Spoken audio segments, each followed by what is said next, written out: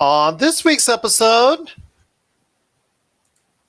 what's going on at Brazil Comic Con? Adam Smith talks to Bucket from the Toasters. And what's on our holiday wish list?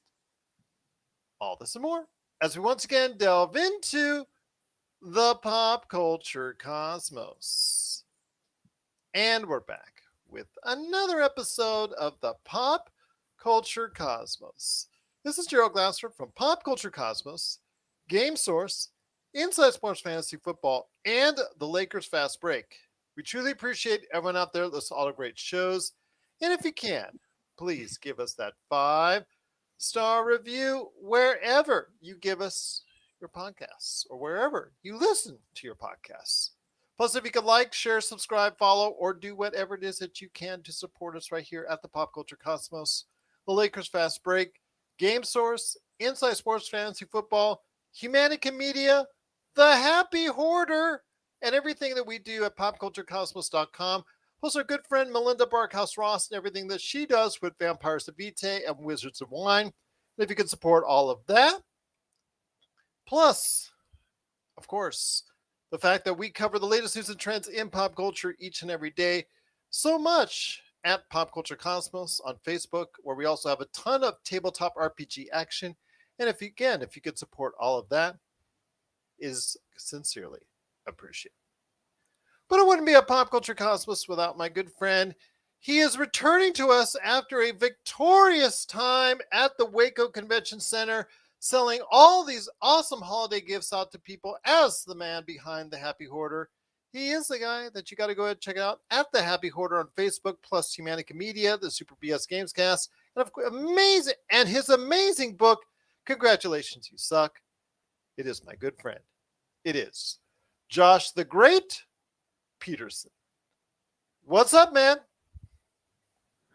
What's up, dude? I don't know if you I gotta say, like, Funko Pop is really pulling out all the stops this year, man. I'm like looking at some of these pops they got going on from these classic Christmas movies.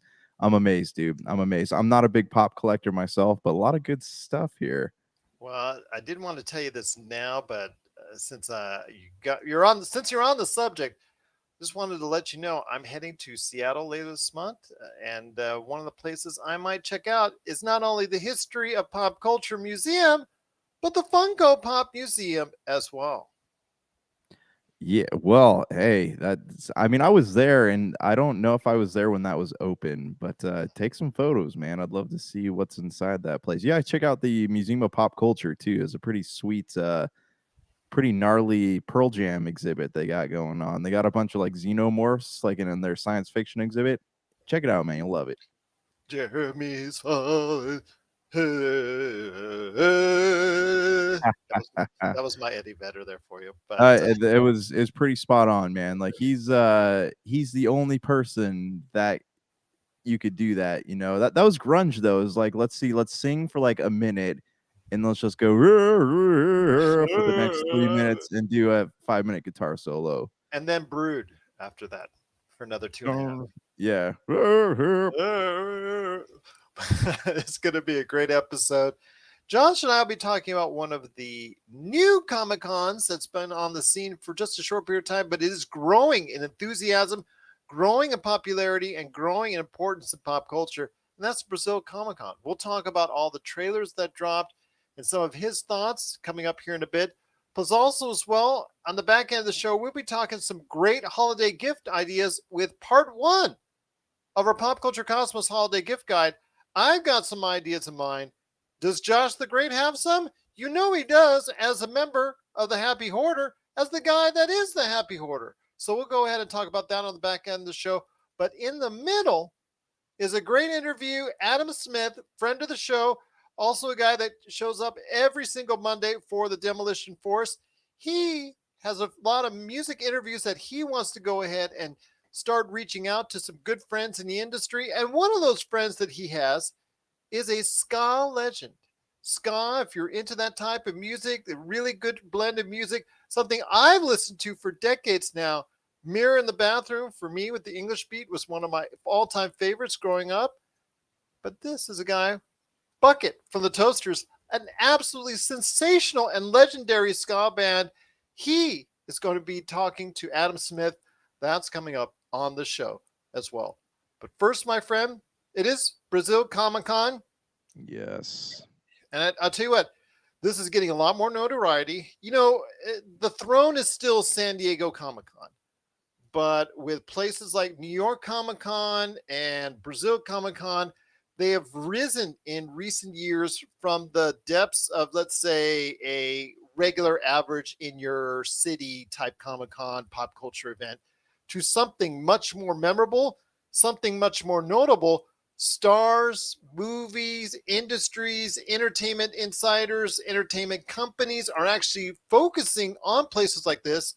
And in fact, we had major trailers drop from Raiders of the Lost Ark, with The Dial of Destiny, with Indiana Jones 5. You also had Guardians of the Galaxy Volume 3. That dropped because of Brazil Comic Con. You had The Boys, what is that? That school prequel, Gen V. That also dropped from Amazon. You got a ton of things that showed up just because Brazil Comic Con is in the house. Really something to look forward to. A lot of good things came out of it as well.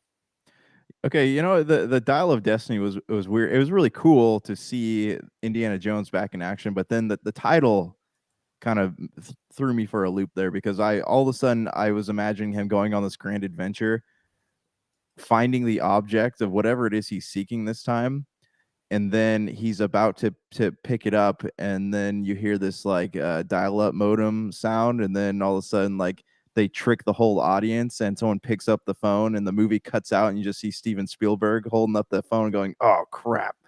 Yes. Well, I can say the response to the actual Indiana Jones 5 trailer, The Dial of Destiny, was fantastic. Everybody seemed to love it. The de-aging was legit and looked really, really good. Probably the best I've ever seen it. Disney's But been playing around with that stuff for a while, so I'm sure they're kind of on top of their game with that.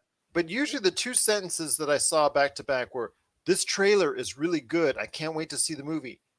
This name really sucks, and I can't wait until they change it. Yep, that's where I'm standing right now. That's where I'm standing as well. But I think that if you saw in the trailer, there's a scene where he's teaching. And of course, he's teaching, and you see the Dial of Destiny as one of the main parts of his lecture.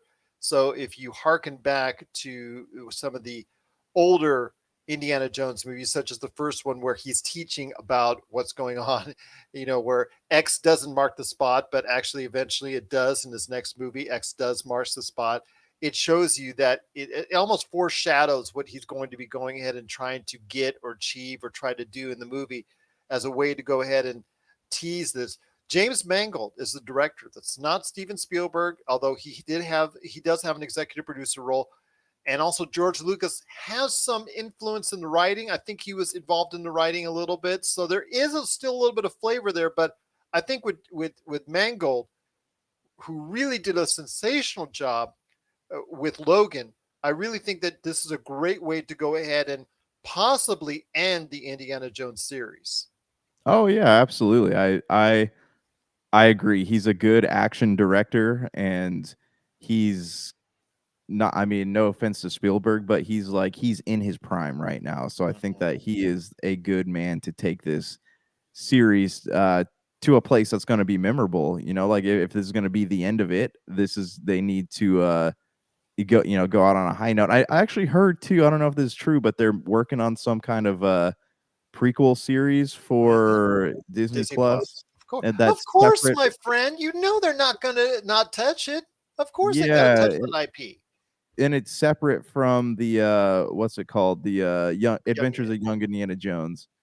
Well, maybe as far as maybe a little bit older, maybe a teen Indiana Jones or early young Indiana Jones. It's going to be relating. Yeah, Jones. That's what I'm interested in. And they've already said that they will not recast Indiana Jones, but they're going to have to figure out some way to not let this IP die, because it's not like Lucasfilm has a plethora of new IP or old IP or any IP sitting there. When you become reliant on one IP, i.e. Star Wars, it's something that, you don't have a plethora back there. I mean, I don't see them going ahead and making something out of with some of the other IP that they have, or some of the video games that they made back in the day. I don't see them Return to Monkey Island, or what are some of Yeah. the other games that they made, the point and click adventures that they made from back in the day. I don't think they're going to make some movies off of that. They may make something out of that, but I don't think it's something that they're going to spend hundreds of millions of dollars on. But I also don't think that this will be the last adventure, as far as from a cinematic No, standpoint, absolutely of not. No. something in this universe. Yeah, no, that won't happen. But I also hope like this is something Indiana Jones is something that needs to be viewed on the big screen. That's why I'm kind of bummed about the National Treasure thing too on Disney Plus is that what makes these adventure films so great is like watching them on a larger than life screen. It just Yeah. kind of feel like it's gonna ruin some of the magic. I get something like Mighty Ducks and Santa Claus or whatever, which is actually pretty good by the way. I get that, but like these like grand adventures are supposed to like take you places. It's much more enjoyable on a bigger screen. I mean, we're seeing now with Lucasfilm one of the few IPs that they do have that they brought back, Willow, which has garnered great reviews.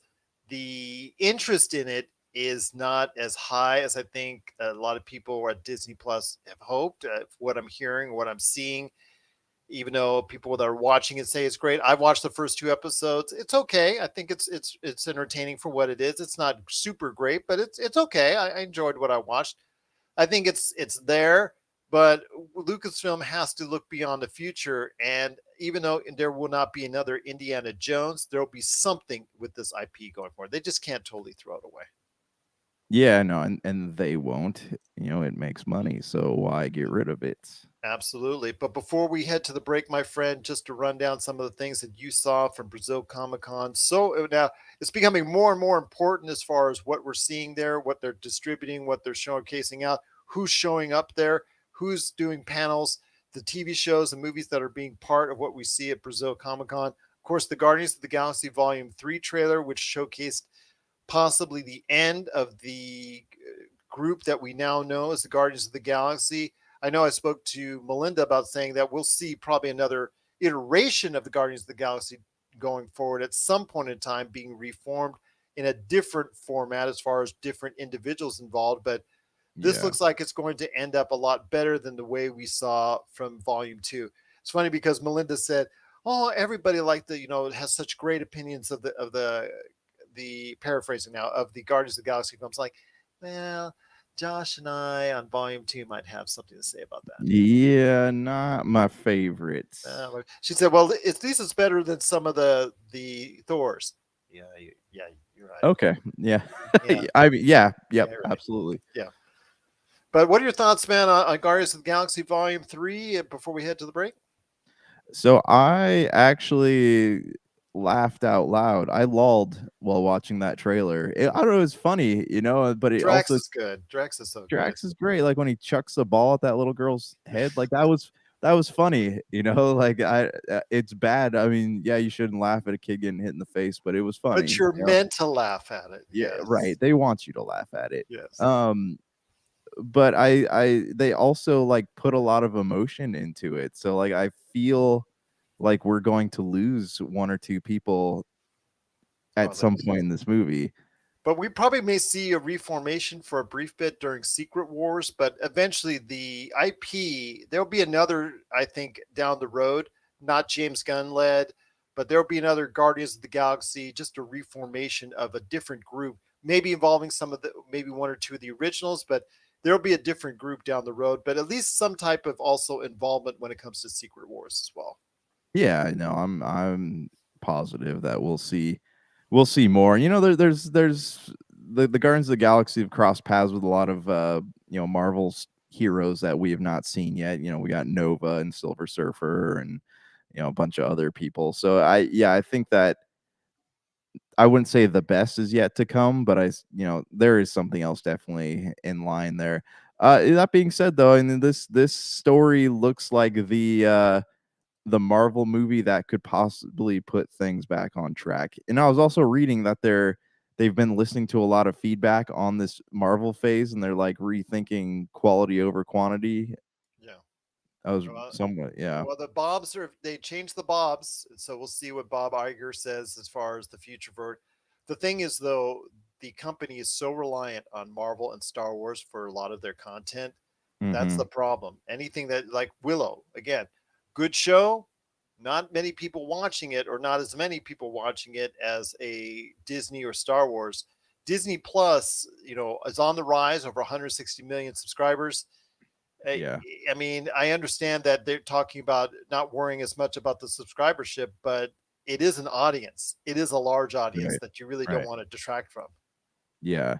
Yeah, absolutely. But I mean, well, time will only tell if it's going to suffer the way that HBO Max is starting to suffer. But yeah, I don't know, man. Like the things going out on Disney Plus is they've been hit or miss, just Yeah. like all the Marvel stuff's been hit or miss. So it's yeah, you can throw as much content as you want onto Disney Plus, but eventually it's going to start watering down the story. And I think that's where people are starting to fall off of the Marvel train. Well, we'll see what happens, but Brazil Comic Con had a lot of great things. Before we head to the break, my friend, I did want to mention that there were a couple other things showcased that I really wanted to touch on. That was the Gen V official first season, first look trailer from Amazon. This is supposed to be a side story in the Boys universe. What were the odds that it would be bloody and gory in the trailer? What were the odds? I didn't actually see this one. Tell me about it. Oh, it was because it's about a young lady going to a school and place of education, higher education, quote unquote, in regards to dealing with the boys, and you'll see some of the couple of familiar faces from the boys in it, as far as if you check out the trailer.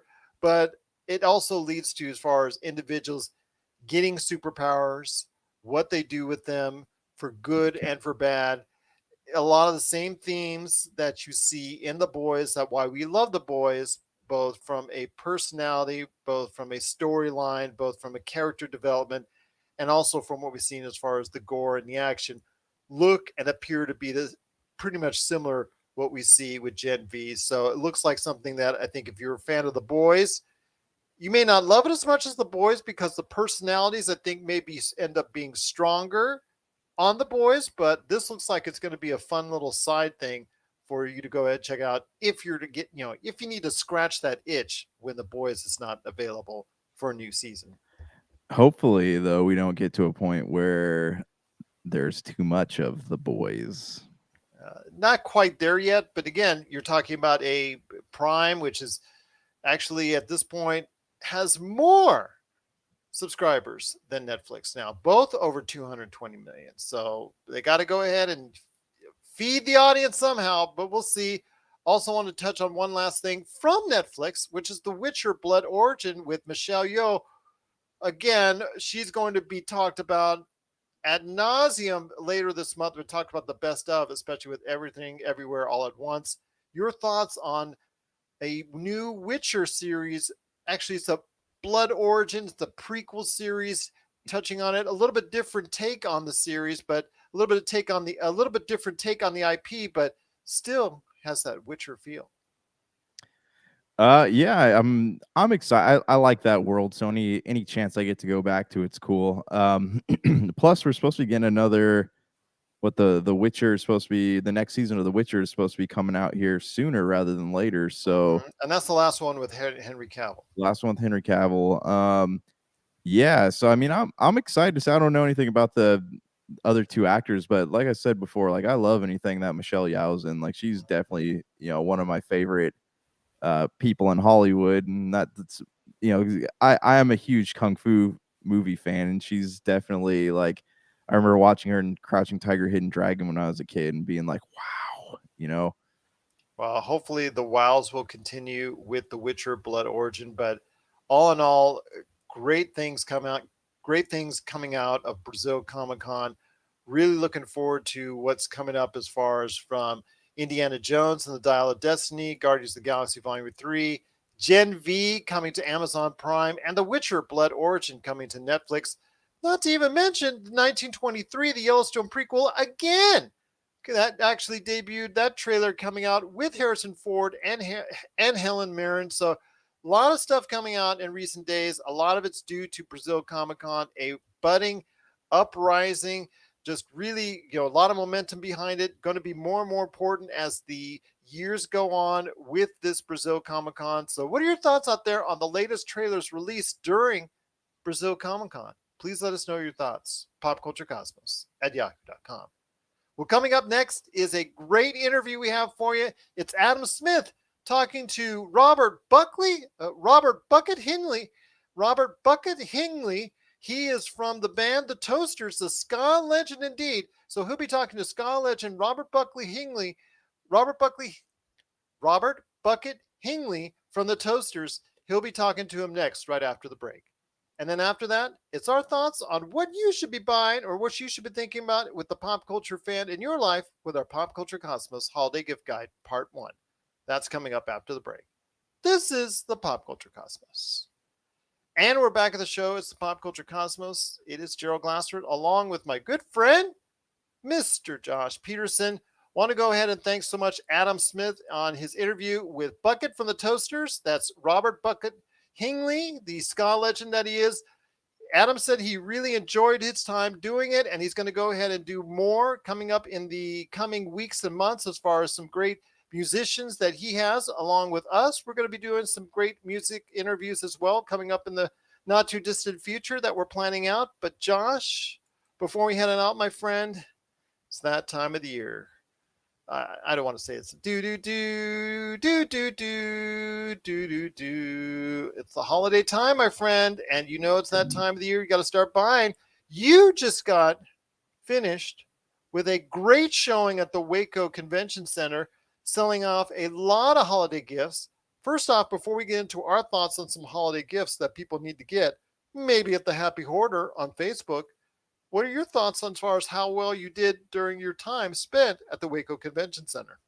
I think it went really well, man. I made a lot, I was a lot more profitable than I thought that I would be, Oh, and that's everyone kept great. saying that this was a very slow convention Mhm. because, you get hit the month of December, mid-November, there's conventions all the time where people are trying to sell stuff. So it was nice getting on this one when I did, but I think next year I'll be a lot more prepared for this stuff because it was kind of my first, just getting my feet in the water.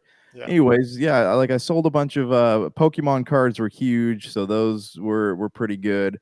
I sold a lot of Tommy Power Ranger action figures, and from the Lightning collection, from the Retro Morphers, from the Auto Morphin ones from 1994. People were really on the prowl for Tommy stuff, and then lo and behold, I find out that. Okay, this blows my mind. I ranted about this on social media yesterday. I but, like, read it, so I'm glad you it- were. I kind of led you into this. So. right, but it's okay. So these toys 2 weeks ago, right? You get them for like $25. They're Lightning Collection, Green Ranger, White Ranger stuff, Lightning Collection. But now, and even like the Hasbro Retro Morphers, which were our remakes of the 1994 flip heads. Mhm. You could get those for about $12, but now you go online, everyone's freaking out, man, and the prices of these things have skyrocketed to about, I think the cheapest one I found online was about $150 for the Lightning Collection Green Ranger. Well, And and we it know why. well, we know why, but it's insane because it's not like Hasbro is going to stop making these toys.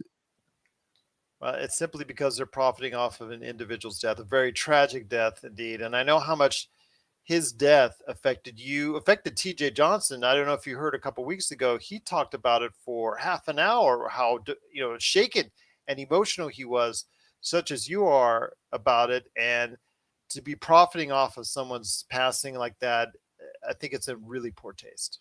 Yeah, yeah, absolutely. And like I said, like I get scalping, I get it. I get making sicking those bots out online to grab up everything you can to make a little bit of extra money, but like there's just no what's the word I'm looking, like, honor, I guess. Not There's no It's tact, man. decency. It's an issue of tact to me. Yeah, yeah, exactly. And like I'm of the I mean, it didn't just do it to Tommy stuff, like it caused the whole price of everything Power Rangers to skyrocket. And so I'm sitting here thinking, I'm like, these kids should be able to get Power Rangers for Christmas and not have to pay $125 for them, you know? Agreed. Absolutely. Absolutely agreed. Couldn't agree with you more on that. But before we head out, my friend, have you got some good ideas on some gifts? Part one, I turn over to you for part one of our holiday gift guide. So, what are some gifts that you're thinking about for the pop culture fans in your life, or think would be good ideas to have that people should get for the pop culture fan in their lives? Okay, so let's start on the topic of Power Rangers. Hasbro has started doing this Zord Ascension project where they're re-releasing the old Power Rangers Zords. But back in the 90s, the arms only moved forward and back, right? There wasn't any like pivot points on them. So Yes. these Zords, these Zord Ascension things, they have 22 points of articulation in them. So it's really cool. They're about $160 right now. They have the Dino Zord for Mighty Morphin and the Dragon Zord for Mighty Morphin have come out. You can get those online. The prices are slowly climbing on those, so I would jump on that while you can. Um, Outside of Power Rangers, Hasbro recently released a Marvel Legends figure of the Amazing Spider-Man from the Amazing Fantasy series. Hmm. And I don't know if you guys have gotten a chance to like look at those outside the box, but I've been watching some unboxing videos of these things, and man, they are cool because it poses like it has, much like the Zord, it's got 22 points of articulation, so you can move it around. Comes with webs that shoots out of its hands. Our friend Jay Bartlett did an unboxing of one on his YouTube channel, so you can check that out. If you're a Marvel fan, a Spider-Man collector, that is definitely something that is a must-have, because I guarantee within 6 months that's going to cost about $80. So I would jump on that while you can. Target all through the holidays has been having like buy two get one free. So I mean, if you're into Marvel Legends stuff, definitely hit up the big red circle. Well, I'll tell you what, it's just very interesting to see what's going on with that and the prices. Hopefully, they'll be able to stay, somewhat reasonable, so people can go ahead and buy it. Anything else sticking out to you as far as some good holiday gift ideas for the pop culture fan in their life? Yeah, absolutely. All right, so I got three more things here. One, if you're a Pokemon fan, my kids love Pokemon cards, and Sam's Club actually has a deal. It's like $40 for, I want to say, like 12 packs of Pokemon cards, and you get a one of those giant like V-Star cards and two holographics in there. So it's $40, and you think about it, like, yeah, a pack of Pokemon cards is like what, $5 a piece. So About you're that, yeah. technically, yeah, so you're technically getting two free packs of Pokemon cards. I would say that that's definitely worth the cost if you're, a collector of Pokemon cards, or you want to buy them to fill some stockings at Christmas. That's definitely a good buy. My last couple things here are, I don't know if you've been to Walmart lately, but they've got these, as I was talking about Funko Pops earlier, they have a set of from Home Alone that is Harry and Marv on the staircase getting the bucket thrown at them by Kevin, Oh, and nice. they've got the whole staircase there. So like it's really, really cool. I was sitting there, it's $50. I want it, but What does we're the at a, missus say? yeah, she says no, but because we are currently not I'm current I was of buying myself stuff for the rest of the month. So Did I I say that cannot, again? That didn't come out. I can I hear said you. I was cut off from buying things for myself until December's over. So I cannot purchase that.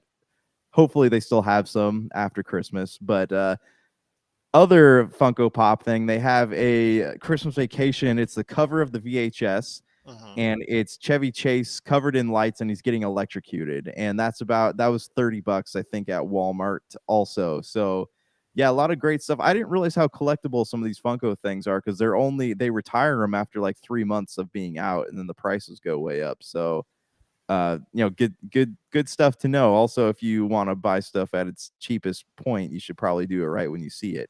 Oh, absolutely. I mean, there's some good things out there. I'm going to tell you about one that I have gotten a chance that I'm going to be able to stream this game online. So I'm Nice. going to be able to stream this hopefully on a number of channels, primarily the Twitch channel. So Pop Culture Gospels on Twitch. You may be able to see me play Atari 50, the anniversary collection. We talked about earlier this year that Atari 50, the anniversary collection, was something that was going to come out. A lot of anticipation for it because 50 years of Atari, and You and I had a great conversation on Atari at 50 years as far as the legacy that it's left and so many things that people have loved about it.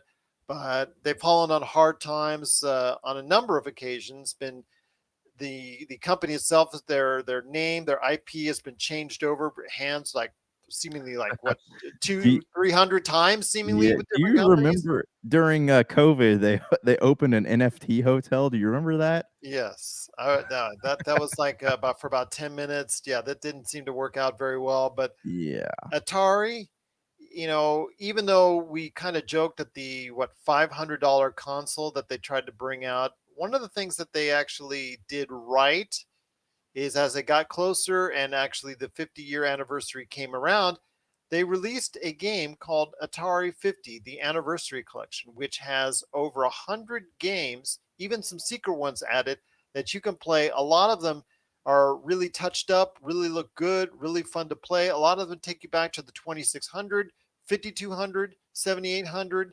Jaguar era, so you can actually go ahead and detail it. Plus, also look at the history with written notes and things of that nature that's added in there. So I'm going to hopefully be able to stream that for you. But I would highly recommend, from what I've seen and what I've been able to interact with so far with Atari 50, the Anniversary Collection, it may be talked about later this month as one of the one of the best things I've seen this year in pop culture.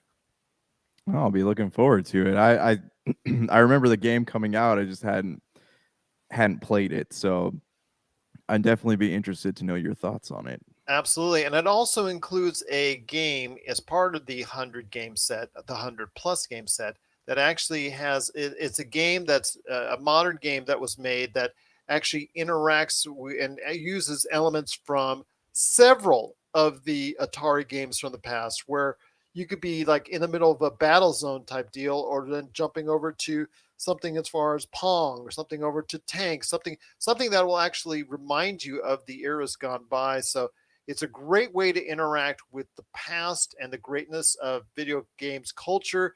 And obviously, one of the high points was the Atari era. And I think right now, for a great holiday gift for the pop culture fan in your life, if you have someone that's into video games, and it's virtually out on all the major platforms on PC, PS4, PS5, Xbox Series, Xbox One, Switch. So there's no excuse why you can't get it. It's at a great price. It's at a great price too, $40 wherever you find it. So it's not like it's too expensive for you. Great game, great price. It's Atari 50, the Anniversary Collection. So yeah, that's my first thing. I will have more things I might suggest. That'll be on the Friday show with Melinda. She's got some things that she wants to go ahead and touch on as far as her holiday gift guide. So I know I'm looking forward to that. But any other suggestions for people out there for their holiday gifts before we head on out, my friend? No, I think that covers it for me. I mean, there's always things that I want, Oh, so such as I mean, I don't have anything specific, but I'm always looking for cool new action figures for my display. I'm trying to collect the DC Multiverse Justice League figures. mhm. But yeah, like I said, always something out there that I want. So I'm sure, by this time next week, I'll have a lot more things to recommend. One of the things I do want to tell you though before we head on out was I was at the Container Park today. I actually got a chance to talk to the folks that run it back. Great place to go. Really small place, but it looks like something like Josh would have as far as great stuff from the 80s, 90s, and early 2000s as far as vintage clothing, vintage products from pro wrestling, Star Wars, NBA stuff, as far as action figures, video games, a whole bunch of stuff. And I was going through it and all. I was having a good time looking at stuff. Then my wife gets a text. She gets a text from a friend that says, "Oh my goodness, I ended up getting, my son a PS5, and somebody looks like somebody else gave him a PS5 too." It's like, oh, do you know anybody who wants one? I'm like, Oh, yes. yeah, and she said, no, there's no one that wants one. She looked at Uh, me and said, no, there's no one who wants one. So I guess I have my spending limits this Christmas as well. oh, lame, man. I'm sure they'll be readily available here soon. Well, So I won't tell anybody, but I've got friends at Retro City Games. I'm hoping to get some pool in there sometime. There you go. I know our buddy Doug is always good for a hookup or two. Doug and Nicole are amazing, and well, I got the store credit. Yeah, that kind of helps too as well. Yeah, There you go. but yeah, I was like, oh, you sure? Can you ask her if it's the one with God of War Ragnarok? She looked at me. No, no, no. It's like humbug, humbug indeed. Yeah, Scrooge. Jeez.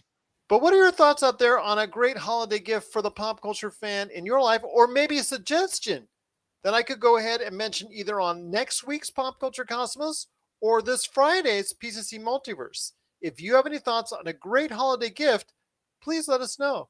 popculturecosmos@yahoo.com.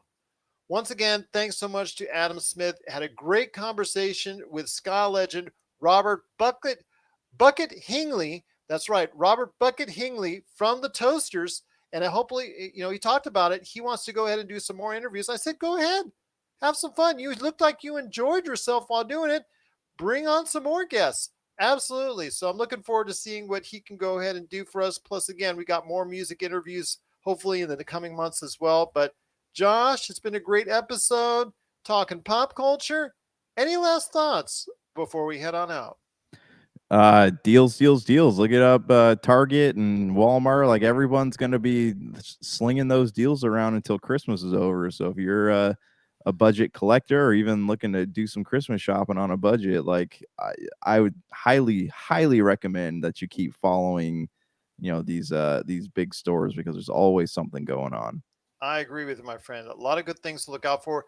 We've heard through the rumor that a lot of these retailers have a surplus of what's gone on with the coronavirus and things of that nature.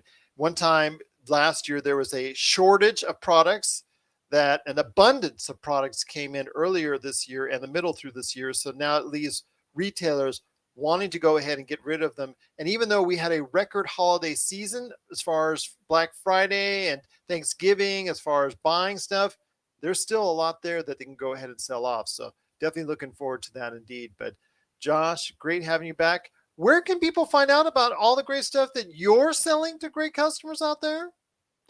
Actually, I purchased the website domain, so that will be up here this week sometime. So, I'll be sure to send a shout out on Facebook when that's available. Otherwise, we will be appearing next in Waco at the Southern Roots Brewing down in downtown Waco for the Waco Pop Hunter meetup that they're doing. So we'll have a booth set up out there. You can check us out. But where can they get updates if they need more information on the Happy Order?